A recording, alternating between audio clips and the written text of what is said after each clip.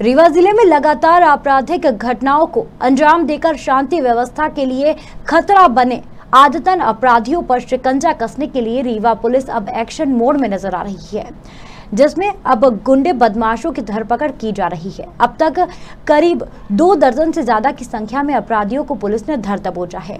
वहीं अब बदमाशों पर NSA की कार्रवाई कर जेल भेज दिया गया है।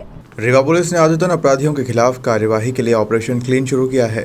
करीब 2 दर्जन की संख्या में घूमने वाले बाइक सवार युवक आए दिन मारपीट व बलवा कर शांति व्यवस्था भंग करते हैं। हाल ही के दिन में कई घटनाएं सामने आई है, जिस पर पुलिस अब अपराधियों के सफाई के लिए एक्शन मोड में आ गई है। SP नवनीत भसीन ने ऑपरेशन क्लीन शुरू किया है। शहर में आतंक फैलाने वाले बाइकर गैंग की धरपकड़ के लिए अतिरिक्त पुलिस अधीक्षक अनिल सोनकर के नेतृत्व में 5 टीमें गठित की गई हैं, जो लगातार धरपकड़ कर रही है। इस टीम में साइबर सेल को भी शामिल किया गया है, जो अपराधियों की लोकेशन ट्रेस कर उनके खिलाफ कार्यवाही कर रही है।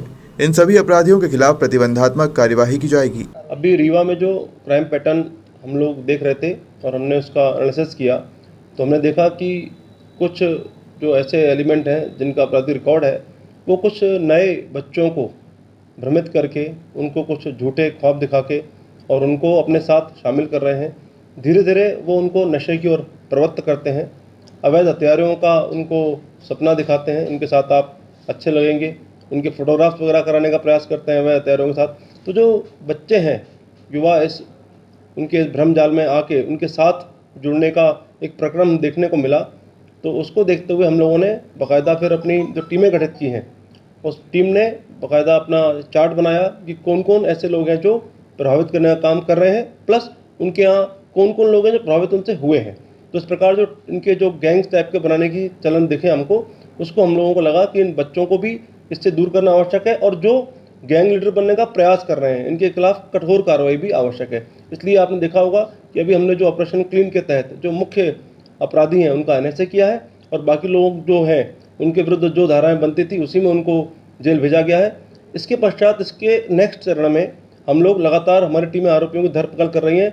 हमने ये प्लान किया है कि हम लोग अगले 7 दिनों में धरपकड़ हमारी लगभग पूरी हो जाएगी।